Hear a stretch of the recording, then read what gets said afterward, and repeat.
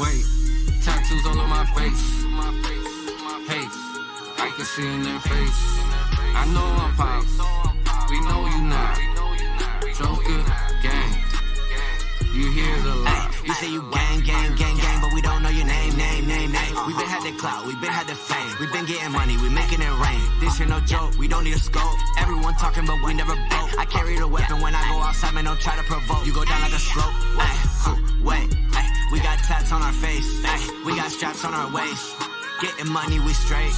I know they hating, I know they plotting. I let them all watch. Can't ever do what we do. I put my paint in tattoos. Wait, tattoos all on my face.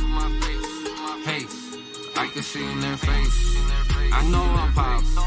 We know you not. Joker, gang. You hear the lot. I make it spin like the wheel. I really been in the field. Money no chill. Get on the beat and I drill. All of us ready to kill. Drum on the key for the thrill. I get it straight out the seal. I don't give a fuck how you feel. I've been outside, that's for real. I get it straight out the seal. I don't give a fuck how you feel. I've been outside. Inside, you don't know how I feel. I'm ready for war. I got the Drake, I'm ready to pop. You staring at me cause I know I got face tats. But you scared to run up and do something about it. Cause I shoot broad daylight. I don't give a fuck. Wait. Tattoos all on my face. Hey, I can see in their face. I know I'm pop. We know you not. Joker, gang. You hear the lot.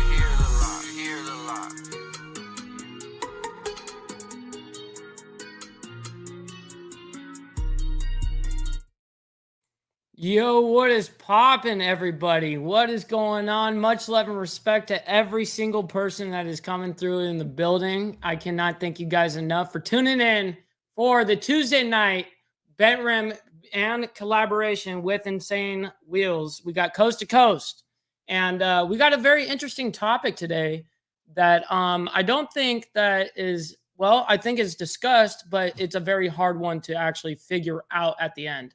And it's homelessness and the differences between the West and the East Coast. And of course, homelessness across the nation is going to be what homeless is. But there is definitely areas within the United States that are more populous and have more problems. Could be more drug problems, could be more mental issues, whatever the particular reason might be.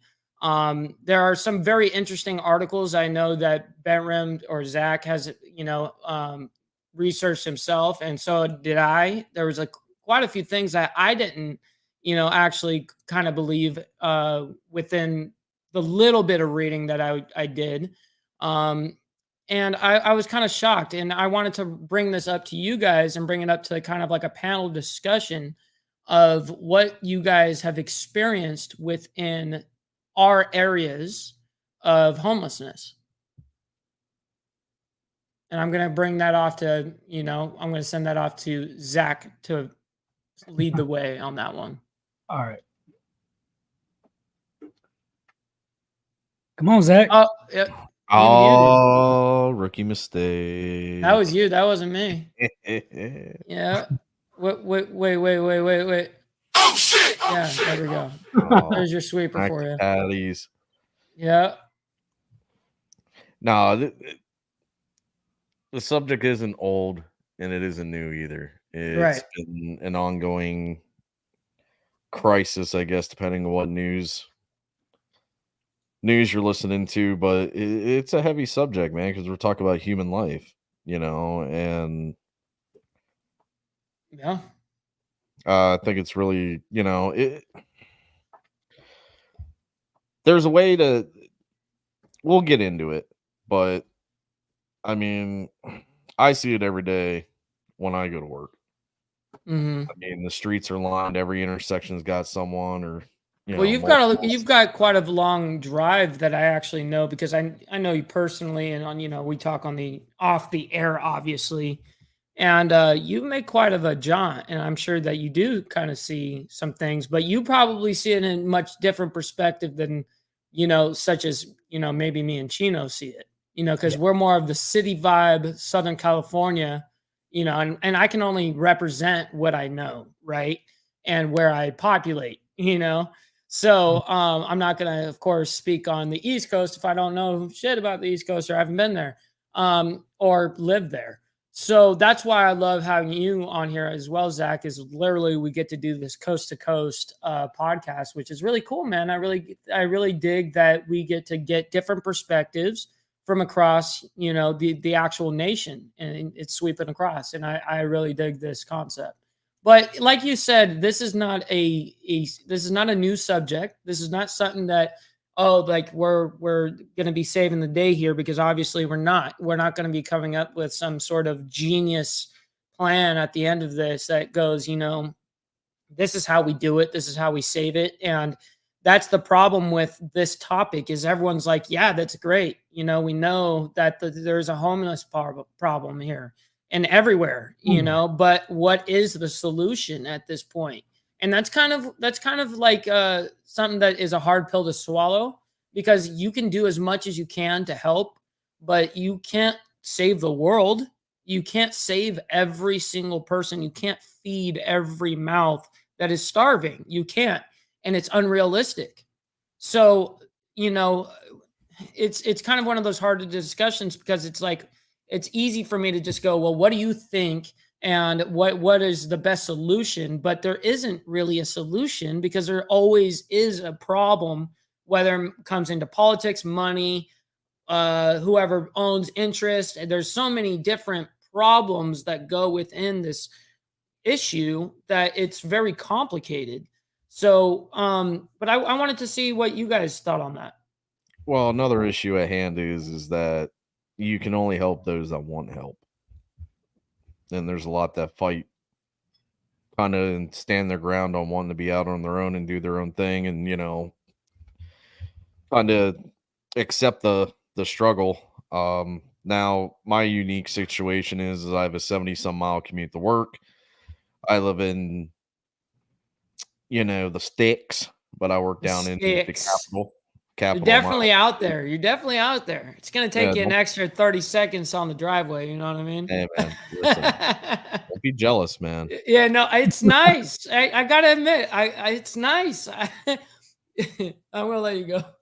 But the unique situation is within that drive and the like 2-3 counties I get to roll through is that you see obviously you see more of the population, I guess, of the homeless community and everything in the city and everything. But what some of these guys aren't paying attention to are the little, what you think is trash and everything on the side of a bank or just offside the highway and everything. That's actually someone living there right now because they ain't got nowhere else to go. And, it could be 50 some miles away from the next town or, site of civilization, man. And it's just kind of rough that, see, there's a unique situation in my area. There's actually a older gentleman. He's been doing it for, oh my God, I mean, I think the last 30 some years. He actually walks Route 15, like the major route that goes down through state route that goes through Pennsylvania and everything. And he walks to a certain point, so many days, turns around, comes back.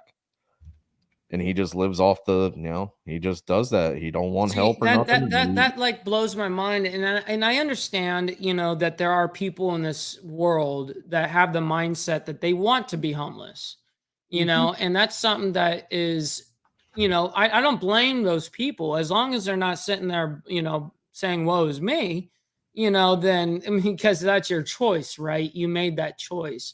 Now, I'm not saying that every person on the street has had these, where they had the choice of doing that, because that's definitely not the case. We know that, there's definitely drugs that have been involved, bad sex situations, for a lot of other people. And I know that not only that, but, finances fall just randomly. Like we're going to, this is something that we really want to talk about later on in a different episode, not to ruin it, but the downfall of America, really, and unfortunately we're kind of facing a recession right now and people don't even really know it. And we're kind of in this downfall right now. And there's going to be more homelessness coming up in the next 5 to 10, I would say the next 2 to 5 years, the homeless rate is bound to be going up. It's got to. 100 on that, man. 100 The on rent that. is ridiculous. You know, who can afford it? Oh, that's what I'm saying. And when it comes to some of these individuals being out there in the street and everything, I mean, you got to look at it. I mean, there's so many different factors, but we kind of like to focus on those, few here. Like, you have your drug addictions and your drug addicts, you have your mentally ill or, whatever. That's But right. there's, the problem is that there is a lot of everyday average people out there just struggling, man. They lost it all in some bad deal or something. But when you're looking at it in a, and to take this out of, from rural to urban, you look in these major cities, and it's easy for some of us that, live in the area like I do and stuff like that to just, oh, well, just get off your ass, go get a job and everything like that. But you got to realize when It's you're in very easy to say that. It's Yeah. very easy for us to sit back especially when we have it made at the moment. You know what I mean? And it's very easy for us to be arrogant that way. And where's the I guess the humanity? Where's the humanity in us? It's kind of gone to the wayside. Unless it's happening to you, then it doesn't matter. You know what I mean? I was that same way when I was active duty. I was one of those guys that like, man, get a job. I did blah, blah, blah. I was very conservative, right? Like I didn't want to give money to the homeless because they did something in their life and messed up that got them there. And you're thinking that's your own fault. That's your own decision. You did that to yourself. Never get a job. Stop being a bum. Right. Mm-hmm. And then I got out of the military in 2016. 2017, me and my wife, we split up. And when we split up, I started staying over at my aunt's house. And then she had an issue with me being separated from my wife. So she started these rumors around my family. So people that I was trying to get, my cousins that I would ask if they wanted to move in with me, get an apartment, they all of a sudden text me back like 3 days later. No, I actually talked to my aunt. I'm not going to say her name. Right. And she told me that it was probably not a good idea, blah, blah, blah. Next thing I know, I have to move out. I have nothing to me except for a backpack full of clothes and a gym membership to 24-hour fitness and my 2012 Street Bob, Harley Davidson. So now we talking some biker stuff right now. This sounds like we're getting into some biker stuff right now. So now this brings up, you bring up a really good topic right now. So now you're left with a backpack and a street bob. You know what I mean? Essentially, these are the last essential things you have, and a gym membership. You know what I mean? It's like, okay, now what do you do in that kind of situation? When you're in, what happened there? I tried to go around friends. I had one friend that was able to take me in, but before that, I ended up having to stay underneath a bridge in Colton for about a week, a little over a week. And what I did was I found a whoopee. It's like a blanket that the Marines use out in Afghanistan. I found one of those at a surplus store for like $5, which was amazing. So big deal. Yeah. I strapped it up to my motorcycle and I put rocks on the other side. I made myself a little tent and I used the heat from the exhaust to keep me warm.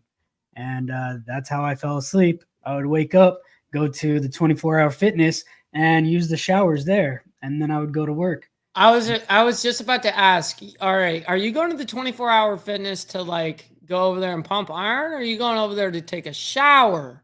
No, I'm going over there to take a shower. If I was pumping iron, I didn't have enough money for food. Yeah, keep that gym membership going, boy. You keep it going, man. It definitely saved me for hygiene and stuff. That's right, and you need it, bro. I promise you. I don't care if you're on the streets. I don't care if you're anywhere. I can't speak that I have never lived on the streets, but I'm just saying that hygiene in general is important. You know what I mean? So, and just in general, you definitely get those like the crazies, the ones that's been out there because society broke them. So they left society, right? Or they did drugs and they decided they like drugs more than civilization. Like, you definitely get those. And trust me, they're scary as shit. Like, Yeah. I but mean, you get gambling addicts. I mean, you think about it. I oh mean, yeah, you get think of all of it. You know, they've gambled their house deeds. There's people that have done incredible things. Desperate times mhm, call for desperate measures, right? And I know a lot of people are tight. And as I like to coin your phrase, Chino, that this is a hustle culture, mhm, and that you told me that, and that stuck with me ever since you told it to me, because the United States is 1000% a hustle culture.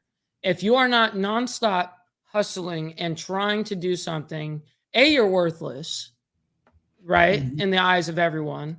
And B, you know what I mean? Like, it's the cost of living is immense. So, especially where we live, I can only speak again where I live, California. Southern California. So I can only imagine the rate, of these people going into homelessness very quickly. I see it within the next couple of years, definitely, because like I said, we are going into a middle of recession, whether people like to admit it or not. You can always tell by the banks, and you can tell by, loan APRs, you can tell by a lot of things that people don't really look at, So yeah, it's unfortunate all the way around. So, Well, let's look at it like this. I mean, let's go back and we'll talk a little politic here. And if you want to fact check me, go ahead. Let's be honest, I am tired. Everyone knows I'm past my bedtime. So fact check me all you want. But if you go back to the George Bush Aw. regime, they had, they did the, I think it was the Homing First Act, which was to help assist with the homeless issue and everything. But the problem is that what happens is you start getting organizations and everything. It's almost kind of like the big issue that people bring up with charities and stuff. How much mhm. actually goes to the charity, how much goes into the pocket of those, yada You're yada yada. bringing up very good points right now. Continue, please. So what we're looking at is here that in the inner cities and everything, what did they do? Well, Section 8 housing came apart. Came part of that HUD housing and everything. But they were getting like old apartment complexes up. Great, that's fine. The problem is they wanted to mush as many bodies in there as they can. Well, what they weren't understanding is that they did not have the resources and manpower to keep up with those people. I mean, you're talking with people who are out in the elements, who need medical aid, who need like detox, psychological help, the works and everything. And you're cramming all these different walks of life into literally like a 4x8 cell, one room apartment deal in the inner Right. city. The biggest issue that was happening is that cleanliness. It was about just as bad to be in those buildings as it was to be out on the Mm. street. B, you had literally very physical, violent incidents where people would like even the homeless would get robbed. I mean, come on, people. Yeah, no, and I can attest to this because, speaking of the subject, me and Sos from Demons Row, we actually did an episode where we went down to Skid Row. I'm sure it's an infamous place. I'm sure people have heard of it before. But I've been down there many, many of times, and I know a motorcycle club there that actually goes back and forth every single Saturday to go and feed the homeless down there. They literally do this insane cookout, but it's not them that do like the cooking. Like, there's like an organization there, but the MC is theirs to actually regulate the entire place. So they're the security, and so the cops will roll by and they won't even stop because they know that they got the MC guys taking control of everything. You know what I mean? And so that was a really, really cool experience and also to go film, because I actually filmed that and to be a part of that. And it was really cool to see. But Skid Row is definitely a place that is definitely, I do not advise people to just go down there. It's a very, very dangerous place, especially whatever time you go. I mean, it don't matter if it's in the middle of the morning. It doesn't matter if it's 3 o'clock in the morning. I don't care if it's 12 at night. It doesn't matter. It's all times. It's rough. And I can only see stuff like that and just seeing it just stuck in the middle of downtown LA, right? And it's just in between like 8 blocks of just solid, or 4 blocks, whatever it is, of just nonstop tents. Now, this is what I'm seeing, right? Now, what are you seeing over there, Zach, on your side? Is it more populated like that? Because the honest truth is, the little bit of research that I did on this, the research that I did come across was, believe it or not, the more homeless I saw was actually on the East Coast. They were saying that the 4 like major cities across America are actually on the East Coast, rather than, I would be surprised that it wouldn't be California being number 1, saying San Francisco and Los Angeles, San homeless, Diego. boom. And San Diego. I mean, it's insane there too. San Bernardino, dude, there's so many places that just in California alone that is like that. So it's very surprising for me to see basically living hell and seeing how that it is to live down there and how they move. How could it possibly be worse or more populated than what I have been and seen and experienced firsthand? Well, not to get all political and everything, but you get some of the mayors and higher ups in some of these cities and stuff saying, bring us your tire, your week, your whatever, like we'll take you and everything, and they think they're helping, and really you're just causing a mass issue altogether. I mean, for probably the last year or so, even into the vid, last 2 years of vid and everything, you were seeing it, tent cities and everything. And, That's right. and the sad part is that in the capital of Pennsylvania, Harrisburg, everything, like, you knew where they were at. Like, they were right off of the main drag. They're off of Paxton, right underneath the bridge and stuff. And they were massive. I mean, you're talking probably a couple hundred people. And then, throughout the city, there's more and more and more. So this was like a known spot within the city, that people knew about. Now, is this like a place that like media would cover and stuff like that? Not really. I mean, yeah, it's kind of on the DL. I mean, don't get me wrong. I've seen plenty of organizations down there trying to help out, especially around the holidays and all that. But where I think a lot of these guys, where a lot of the municipalities and everything went wrong is how they tried to move these people. Instead of trying to set up and give these people a place to go, you forced them, and then you were literally taking, oh yeah, they're tearing down all these tents and stuff, and you can't add on to this and stuff. Okay, well now you just literally took away that person's only means of shelter, and you're talking like they were doing this stuff in January. Well, see, and Nelson brings up an actual really good point here. He says they don't know the difference between helping and enabling, and I really do believe that statement. I do think that there's a hard difference of understanding of when you're helping someone get up from falling down rather than just enabling them to continue to go down that pit. You know what I mean? Through the vid years, people were getting handouts, and there was a lot of people that just jumped in and started doing the van life and the vagabond living because they were getting that assistance and shit. It's true. And people I think the truth is when you give people an inch, they will take a mile for the majority. It's hard because most people aren't going to be like, oh no, I'm making enough money from this. I don't need any more. No, they're going to take it. Of course they're going to take it. You know what I mean? Like no one is doing that. So of course it's kind of hard because like you bring up the point of people being sheltered, right? But there's so much problems that go in with this that, it becomes a really insane, almost like Section 8. And it is Section 8, but like housing that's very violent. And well, you can't people then there's the systematic people that stay in that system that live this life and never leave that life. It's one thing, it's meant to be used when you need it.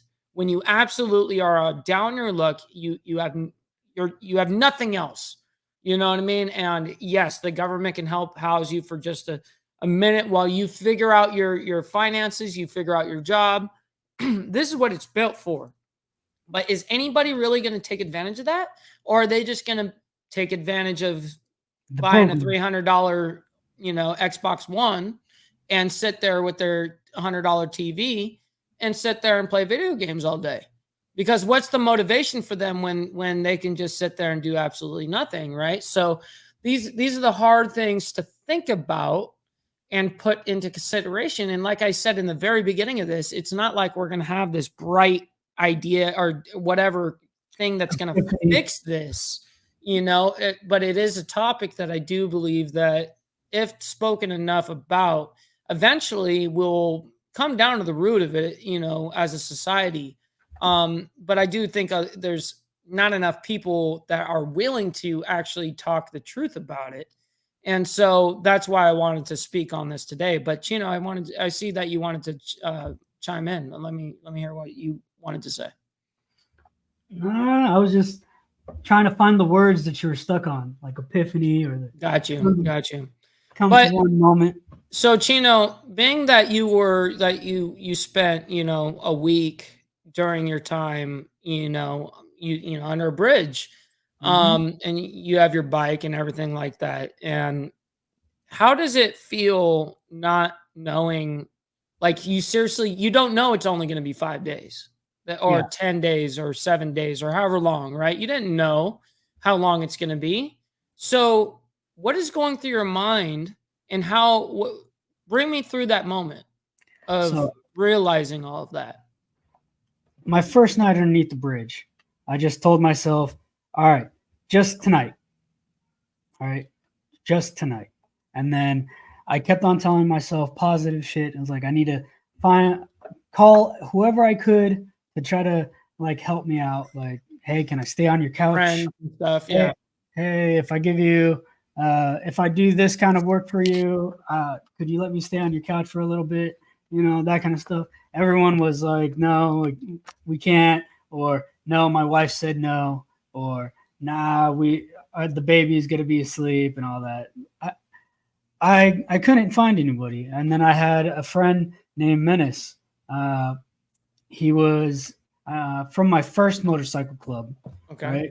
And I haven't really talked to him in about a year, but he heard what I was going through and he thought, damn, man, how can I help? And I said, well, I'm staying underneath the bridge. You think I could stay on the couch? Right. So he said, I'll do you one better. You got a job, right? And I said, yes. It's like, all right, cool. I have a room that I was just going to make my pool. Wait. I'm sorry. You had a job at the time and you're still living under the bridge. Yeah. I had a job. So you are working actively at that time. So you actually have a freaking job.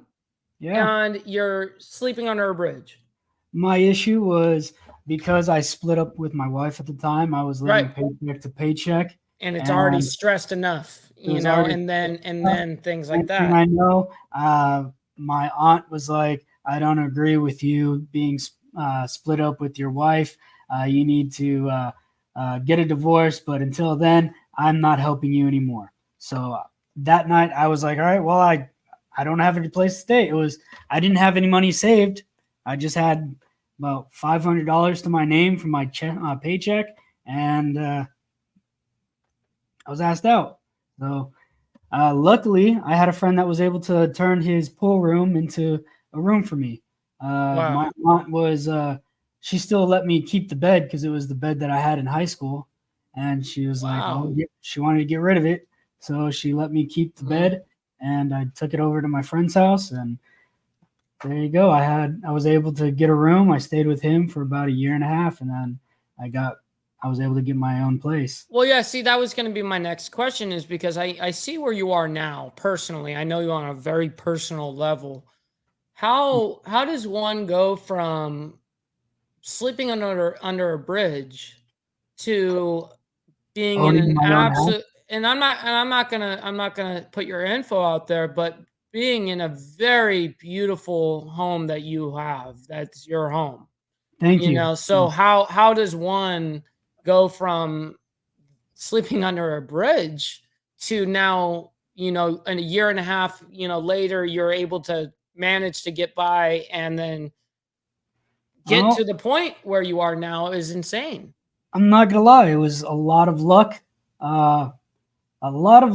and some unfortunate circumstances. I moved up to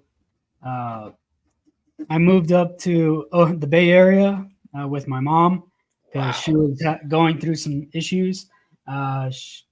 She became an addict after she fell into depression when her husband died. So she had two husbands pass away on her. So she was very depressed. A double widow. Yeah, a double widow. So she was very depressed, and she turned to drugs to quiet the silence in her head, if you know what I mean. Yeah. So I went up there when I found out that she got on drugs to try to help her out. And, well, she unfortunately passed away and from the drugs. And it was very traumatic. And I had to take care of all that finances. And she left me the house. I inherited the house. And I sold it up in the Bay Area and split the money with one of my sisters. I was about to say, you probably got somebody that you got to deal with in between that, where you got to like split it somehow, some way, somewhere, right? You know, someone's going to get their part, you know? Luckily around that time, I was still going back and forth to the VA because I had cancer and they didn't want to admit that the military gave me cancer, call it a service connected disability. So they gave me a 0 rating, which I only got $500 a month at the time at 30%. So wait, 30% means, so you're getting 30% of your salary? Of my disability. Of your disability. Yeah. So service connected worse. Disability. So they gave me a 0% rating for my liver, which was the infected thing. And they gave me 30% for back problems and PTSD, right? So okay. When I was up there, luckily, me fighting this battle back and forth, right around the time my mom passed away, my VA disability claim came back, said that I was finally approved after 2.5 years for 100%. And if you don't know, the difference between 30% and 100% is mega. Yeah. Mega, especially of a large pie. You know what I mean? And it really is. They gave me a lot of back pay and all that. So that was able to hold me off until I was able to sell the house and inherit the money. And then luckily I was able to put a down payment on this house. And when I moved back down to Southern California, I was going to school with the VA, trying to get money and trying to figure out my finances. And randomly, I was getting a burrito, and I look across the street and I see a familiar face. It was the very first staff NCO I had when I joined the Marine Corps, and he remembered me. I went over and I said, "Hey, how's it been? It's been years." And he said, "Look, just out of nowhere," he says, "Hey, I know you were maintenance manager back then. You were really good back when I worked with you.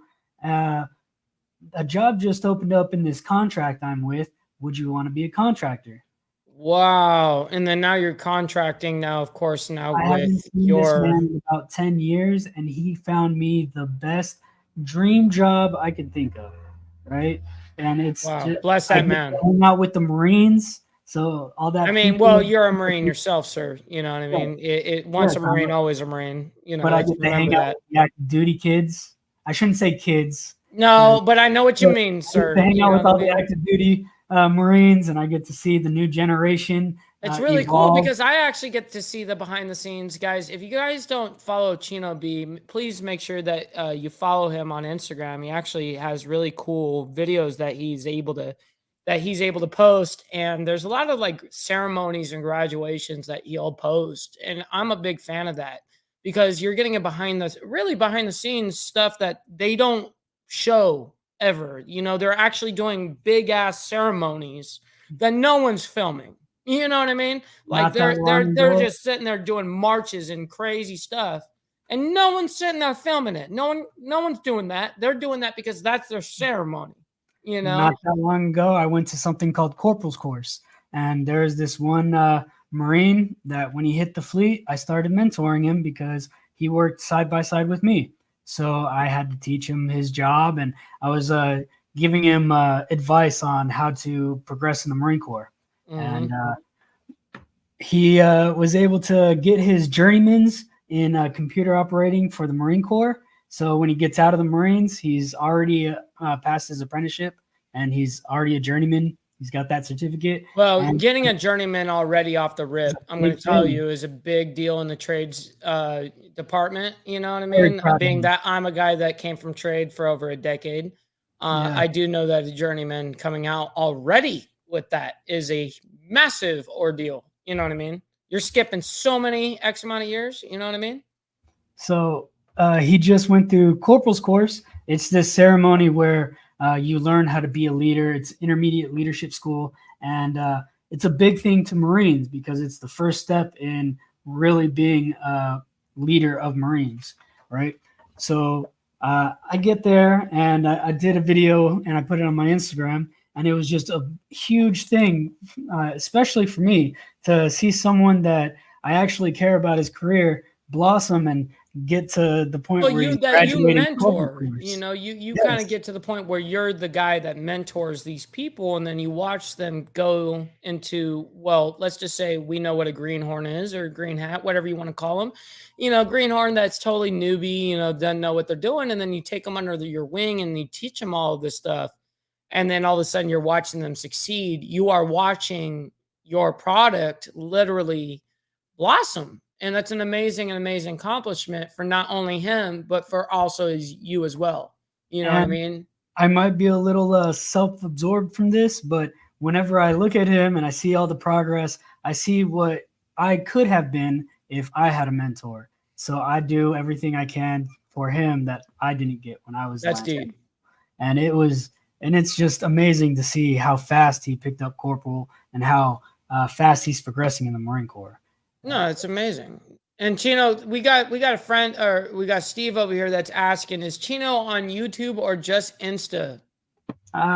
So I started a YouTube, but that was back when I was going to film school up in San Francisco, and all I have are the film videos that I made while I was in school. You could check those out. I am working on putting all my new stuff as Chino B, not just Chino, the director, the film school kid. Right. So I'm working on it, but yes, please follow me on Instagram. Most of my stuff, all my stuff is on there. So hopefully by the end of the week, I'll have my YouTube up and running.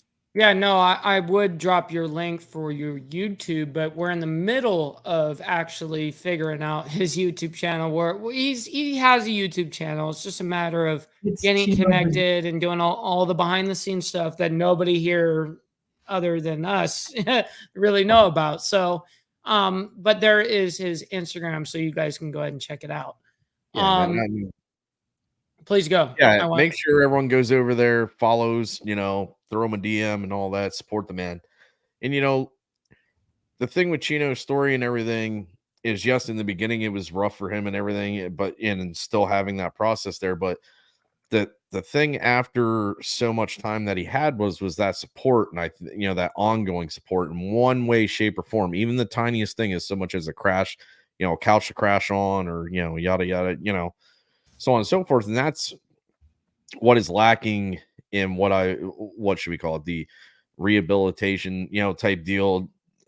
I mean, in a sense, that's what it is with these housing units and whatnot, and what they're trying to do with the homeless and everything, is that if they would have, you know, if you had all the money in the world and you had all the staffing and all that stuff.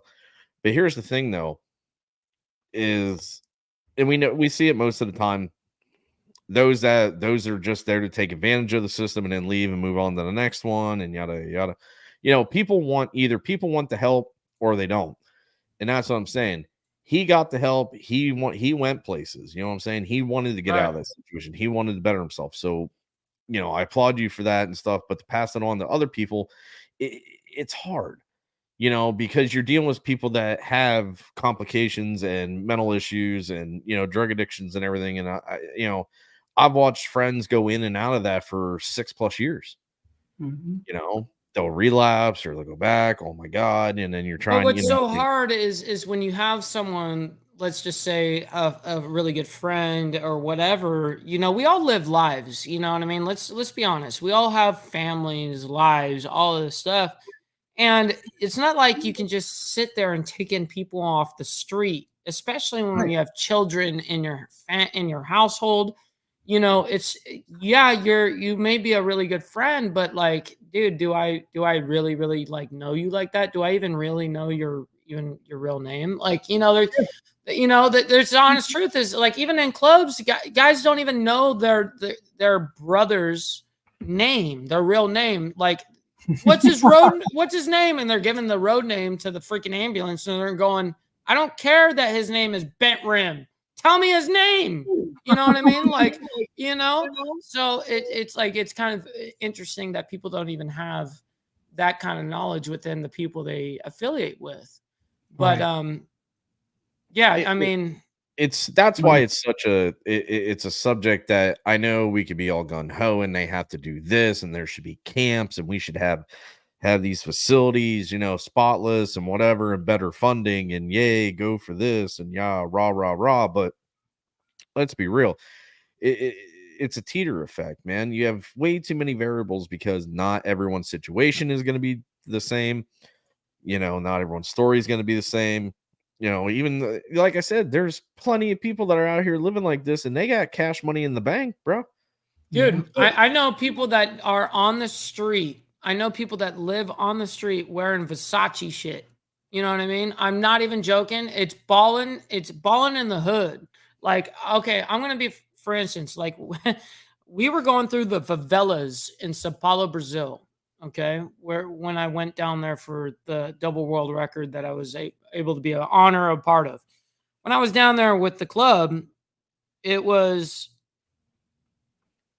it was absolutely like a game changing event, and I don't know, like, and I'm kind of, it's hard for me to talk about it, but seeing like the second world country and seeing how they live and the favelas they live and how hardcore they live, and these guys are in the worst financial state, but they are living.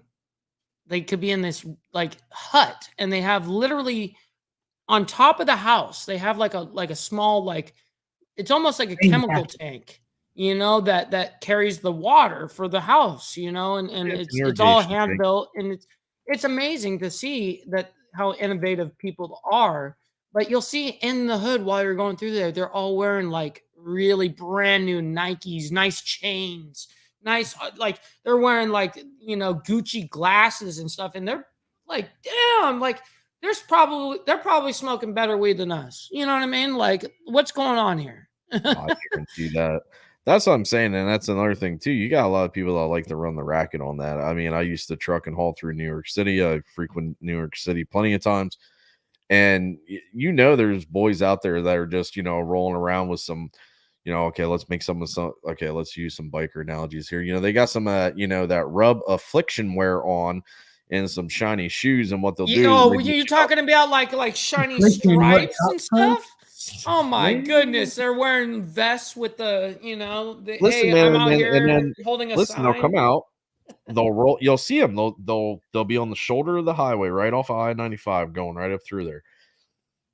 And they'll roll around in the dirt and they'll throw another extra jacket on or some little dirty jacket and they'll start going around with signs fucking begging and everything.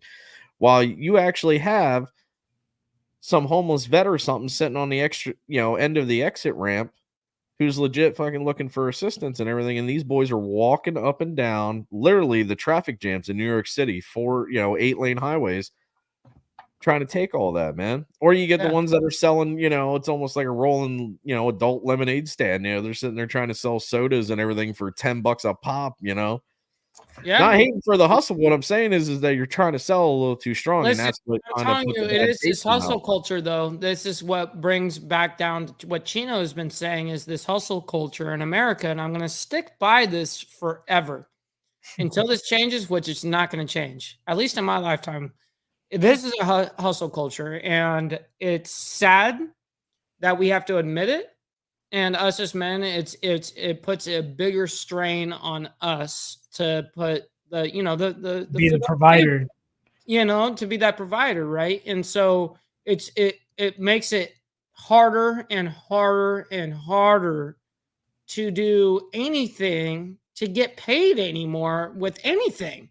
You know what I mean? It's like almost anything doesn't pay anymore because let's be honest, there's so many people that's willing to do a lot of shit for free. So they do it for free so no one else is going to pay. So then it ruins the market and supply and demand. We all know how economics 101 go, but Yeah. it's just a frustration that I think it puts on us men that it's like because we have this expectation of providing, but even like if you're doing one job, that should be enough. I'm sorry to say, but it should be enough. But now we've got guys that are working 2, 3, 4 jobs just to squeeze by, like Yeah. squeeze by and not even like a nice Don't forget you have the multi-million mansion. We're don't forget talking you also have like the majority or the community of people that says minimum wage job is for minimum skills, not for minimum amount of living. right. Like I mean, we saw what happened with minimum wage, and just to bring that up, funny enough, because in Los Angeles they brought it up to $15 an hour over here in California, and so yeah, and then when they gas is did that, $8. guess what? Yeah. I mean, literally, my dinner or lunch or whatever that used to be $8. Well, guess what? Ironically, that used to be $8 because that was the minimum wage back then. Ironically, my same lunch is $15 now. Isn't that fun? So do you blame the minimum wage at that point, or do you blame the greedy corporations still trying to make a profit?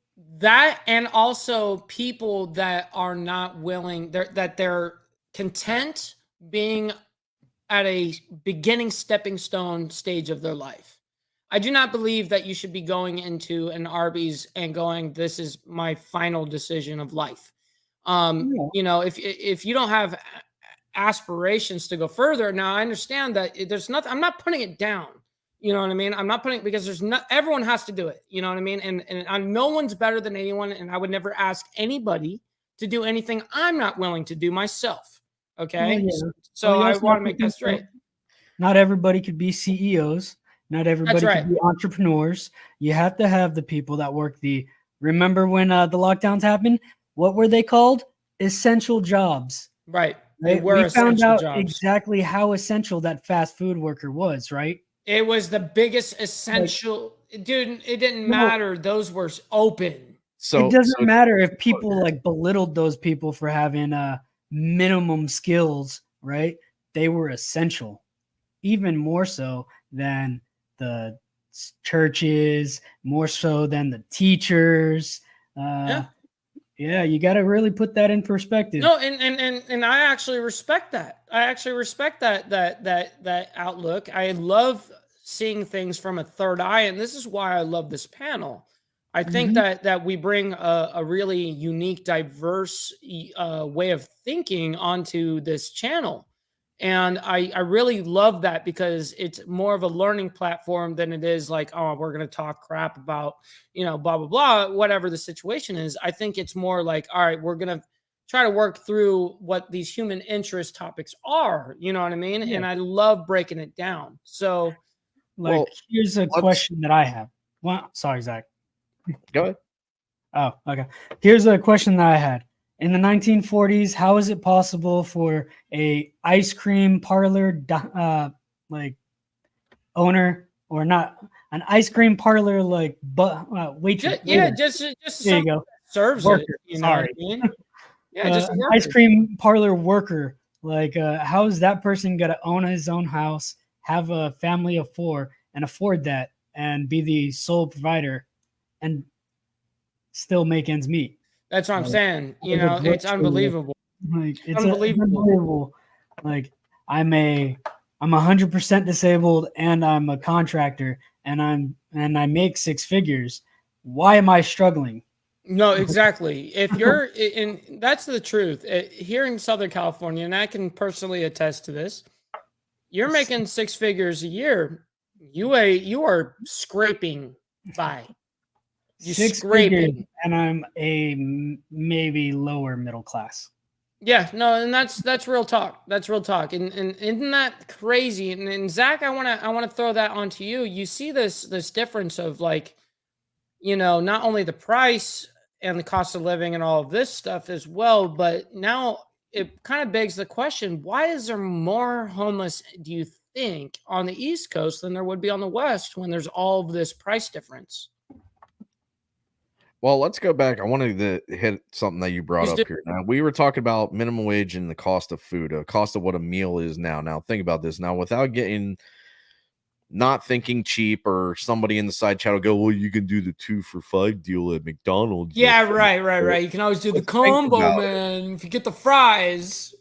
People are out there on the street begging for cash, right? Yes. And I've seen it all the time. I've seen an asshole, throw change and whatever and whatnot. And most of the time I hand them waters, man, at the end of my day, dude. Like, I'll tell them to get in the back of my truck and just grab a water out of the back of the thing. But anyways, think about that.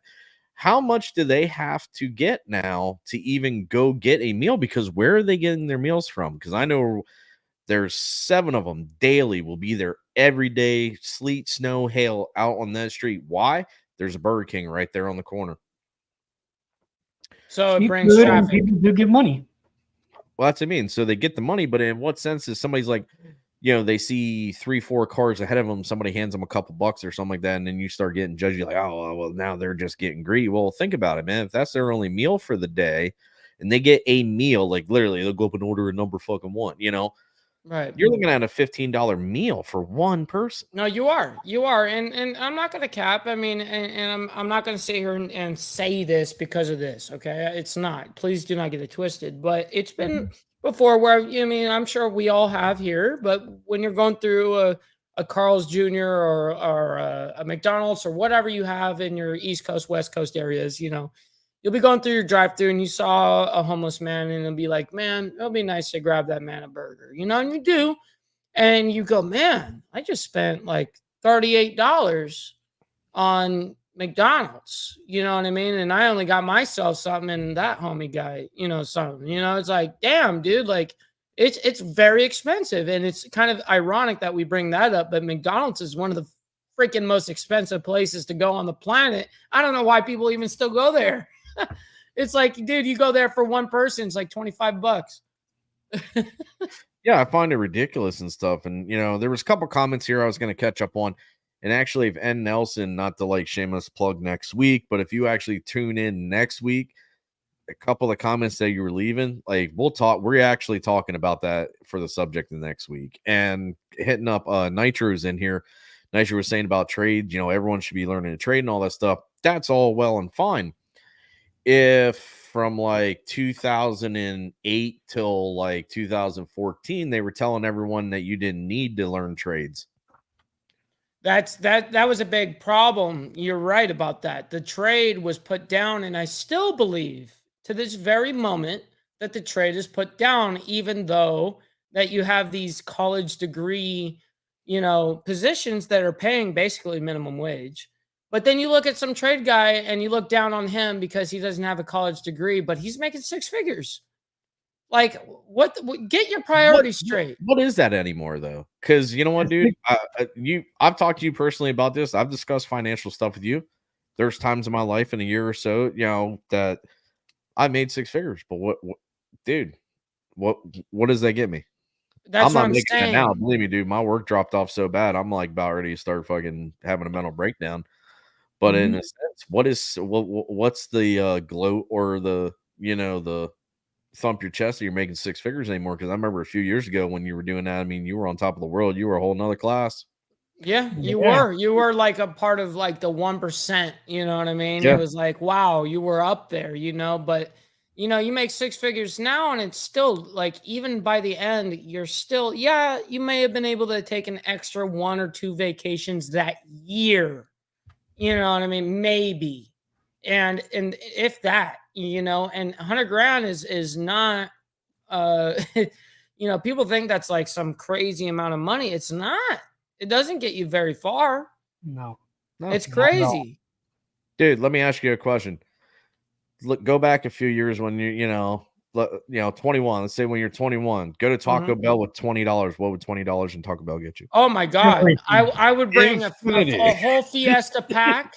Fiesta pack. I'd bring like, it would probably be like 7 or 8 burritos with like 16 tacos and like 7 drinks. You know what I mean? Would $20 fill your tank and then some for the week too? Oh, dude, come on. Come on, man. Now it takes $20 to fill my motorcycle. Yeah, 30. When it used to be $5. 30. It used to cost $5 to fill up a motorcycle. Psh, now it's $20. It's crazy. Especially here in California, which is crazy because we get the most of the import here in Southern California. And so it's very interesting to me that, you know, the price is so rocket sky here in Southern California, but then we put that same exact fuel that we're selling into a truck and truck it all the way across the rest of the country. And then they're selling it for less after they trucked it. Why? And That crazy. It's all the crazy taxes that the state puts on gas here in California, because they're trying to push us to the electric cars and all that. Yep. So they're trying to make gas unbearable. Right now in Southern California, most of Southern California, gas is $5.50 a gallon. Like on base, I pay $4.90. Like, no, and I see what you're saying as well, you know, and I respect that. Steve brings up, you know, he says, let's also keep it 100. Lots of people are lazy and don't want to work hard for a living and end up in crappy situations. Now, I have to agree with that statement a lot of the times. Now, I'm not going to say a majority or all the time, but yes, it oftentimes our decisions, every time there's an action, there's a reaction, whether you meant to do it or not. Now, I can understand it's very easy to sit here and point the finger, right? But it's really hard to point the thumb and take accountability and go, you know what, I messed up. Now, that's what this society is lacking right now. I'm going to be very real. And this society doesn't know how to take accountability for their actions or, you know, go like, okay, I'm in this crappy situation because I put myself here, you know, and there's that. I think this year, with all of the strikes that's happening, people are starting to realize how seriously messed up the system is. Like how greedy corporations are really sucking everybody dry. Look at the UPS strike right now. They're striking not because they want more money, but UPS, or I think it's UPS, was UPS. I saw it as well. They're making over 6 figures. UPS, they were only hiring people minimum wage, but they had to be on call, so work at any hour they could while they get called, and they work just enough not to get paid benefits. Like, that's what the problem was. Well, that's been an ongoing thing. Right? That's why. And that's not just that. Look at Amazon. Look, Amazon's doing. I got hired back in the day. Literally dying for a minimum wage job at Amazon, and what they do is they make the robots go over them. It was hilarious. I was 16 years old when I was a barista, right, for Starbucks. I actually was. I worked in Vons, and then they brought me into that barista thing, and I made Starbucks drinks. It was, I mean, dude, absolute terrible. Like, I don't know, like that job. They first of all, they hated me there. I'm just gonna be real. They absolutely hated me there because I was a teen and I was, you know, whatever. And I was making garbage money. I was only making enough money to literally drive my car and make my car payment. You know, and I wasn't driving nothing fancy. You know, but that's the truth. You know, I look back on these things even back then, and this is like, I don't know. It's back then. It's not been, you know, what, 12 years. I look at that, and now the money that is necessary for, I mean, I have 2 children now, and I have an amazing girlfriend, you know, listen, a household is very expensive. And, you know, there was a time for a decade that was well over a decade that was making well over 6 figures. And sure, you know, you could sit there and kind of stash money away. You could say that easily, but I'm going to tell you, it fills the voids really quick, especially here in Southern California. You know, the difference between going from a Del Taco meal to like a meal where you just want to have a nice seafood dinner with your girl, you're going from, maybe $15-20 a meal for McDonald's. Now you're spending at minimum 100. Okay, you're spending a minimum 100, and that's with no drinks. So you gotta. It's kind of a hard time frame that I just don't see people being able to sustain. Do you guys? No, dude, because I'd like to be honest, I'm panicking. I'll be honest, and then like we'll cover it next week. But not that.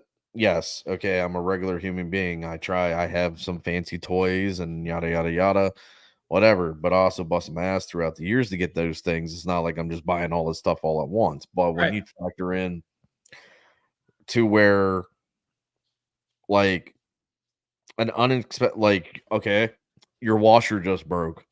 Yep.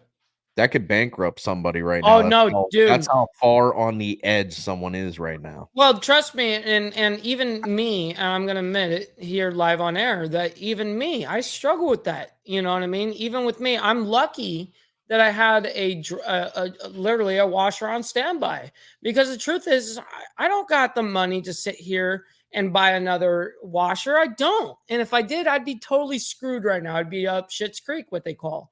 And that's the reality of situations that people don't understand, that we even though we're trying our hardest, sometimes you could be trying your absolute goddamn hardest, and it doesn't, and it's not enough. It's just not enough to society. It's not enough. It's like same thing with the internet thing. I'm going to be truthful as well. Is this internet stuff, it's never full. So that means you constantly have to feed it. You constantly have to feed it because it's nonstop. It's never full. And it's kind of one of these businesses that will make you kind of insane if you don't know how to handle it. And people low key don't understand that I've been doing this for 15 years, just not on YouTube. So I've been creating content for a long time, and I know how to do it.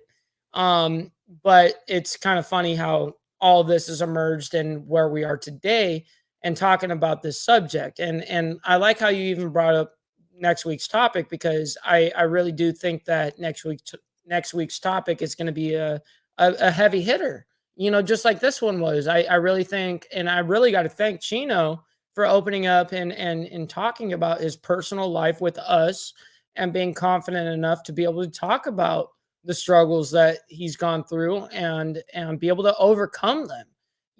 There's different ways that people struggle throughout life, whether it be financially, relationship wise, physically, pain, whatever it is.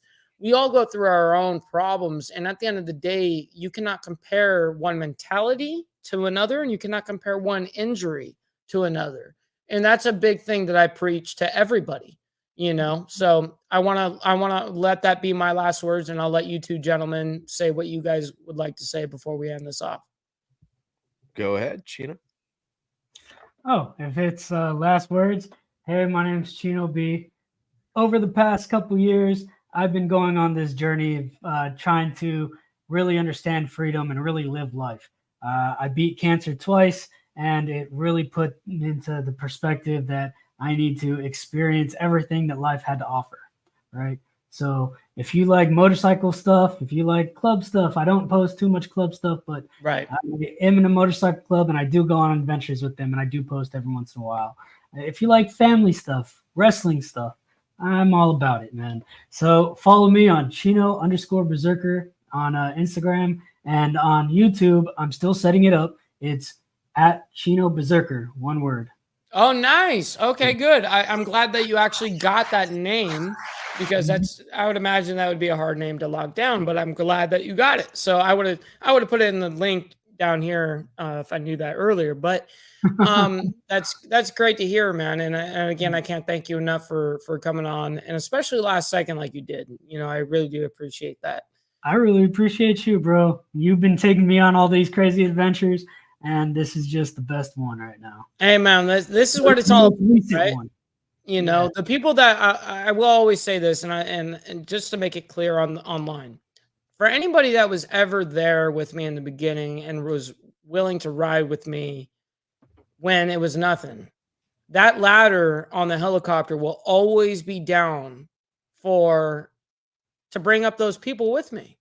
You know what I mean? And there's so much talent. There's so many stories. There's so many things between just you two right here that is impeccable. That, I mean, you guys have told me offline that are absolutely blow my mind. It blows my mind that some of you guys are even alive. You know what I mean? Like, it's absolutely incredible. So I have nothing but the utmost respect for you guys, and I can't thank you enough. So I'm going to hand that back over to Zach. Yeah, guys, I just want to thank everyone that showed up tonight for the live, and I'm hoping if anyone's watching the recap, I appreciate you guys checking it out. But one thing I will apologize for is that, listen, it's a show. We're condensing everything into an hour or less. That's right. And most of the topics that we're talking about, there's not necessarily a go-to answer for anymore. And that I think that's a struggle that us three, because all three of us are all on different platforms and different shows, not just this. And the problem is that we're working with different generations and all that stuff. And even because we're all within the same age there pretty much. And what I'm struggling with is that gray area just keeps getting bigger and bigger, man. Like, there is no right or wrong. There is no this and that anymore. Well, there's almost like no limits, you know?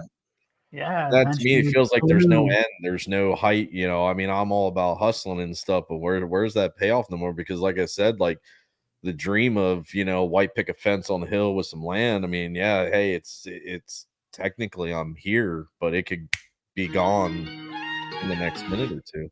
Right. No, you're absolutely right. Sorry, my bad. I was just checking some over here. Is this the Grammys? You're gonna put the music on to get them to stop talking? No. Yeah, I need the red light, man. I need that red light.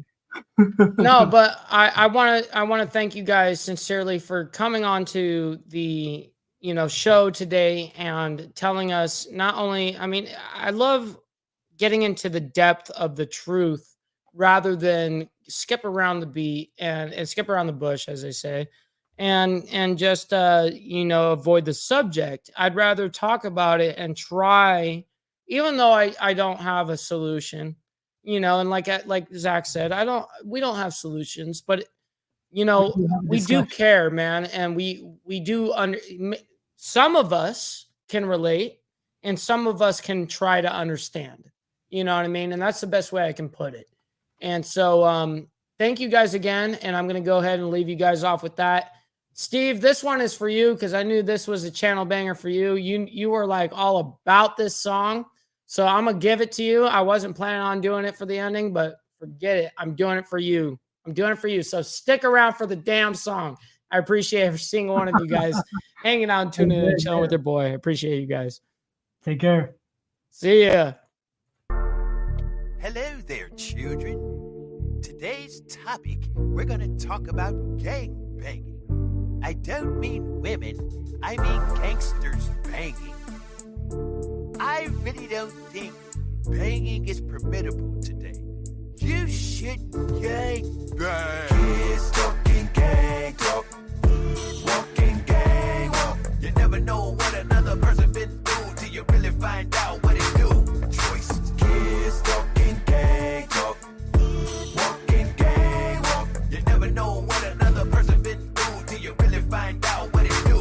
Choices. Look, today's slightly different from the 80s. Separated from greatness, killing up all the babies. Sickening and so degrading, and gripping and blooding daily. Never gonna let this save me, your will is done hitting graves. Me still standing, amazing, suffering complications and contemplating, debating time for retaliation. You new to this banging, you're quick to join in the game when you don't even know the half about what set you be claiming. All these new fools, new crews, bloody blue shoes, so woo. Hang yourself with a loose noose, no truth. You the fool if you don't hear when it's real. You plan to deal with your life, one day you bound to get killed. I done walked through the hood, seen a lot of blood spill. Mama's crying, babies dying, getting served in the field. Don't regret the way I feel about today in the game. Don't make no sense for you to drive up in the step lane. My nigga, kids talking gang talk, walking gang walk. You never know what another person been through till you really find out what it do. Choices. Kids talking gang talk, walking gang walk. You never know what another person been through till you really find out what it do. Choices. Gang gang, everybody got the streets getting stretched out like Play-Doh. Wear the right colors or better watch what you say, bro, or get your face peeled off by the barrel of that Draco. Take no prisoners in this lane, there's prisoners in this gang, a sick thing, but some of y'all wouldn't understand the gang lane has changed. Now everybody banging, online with that bullshit and the fake sense you claiming. Fugazi, hit the streets and catch your fade, G. Bullets get more hits than the internet do daily. Sadie up in these streets without that social media shame. Many that I get claimed got shot from another gang. Blessing that I remain, so real that I can't complain. I'm able to spit this game, yeah, Yogi gon' keep it sane. And keep away from the flame and mentally train the brain. And whatever else that I can claim, I'm changing the game. Woo. Kids talking gang talk, walking gang walk. You never know what another person been through till you really find out what it do. Choices. Kids talking gang talk, walking gang walk. You never know what another person been through till you really find out what it do. Choices. Listen, here's a little gesture. Stand up for yourself when you're feeling a lot of pressure. Got to go address ya. Actually, what's that you claim? Colors that you be wearing and sagging it like a bang. That ain't gon' get you nowhere. Homie, don't even go there. Hit me up on my hip and stop acting as if I don't care. You know where I've been up in it and out of it for a minute, and it ain't never gon' finish until we all get diminished. Tell me really who's with it, and it ain't never gon' stop. With the killing your brothers and getting shot by the cops. Now look at the situation becoming an occupation that's spreading across the nation. System really is tainted. Stay related with the ones that done been there before. Get some pointers, learn some lessons about the do's and don'ts. It's better to be square, no negative over there. Let's politic with each other and put one up in the air. Let's go. Kids talking gang talk, walking gang walk. You never know what another person been through till you really find out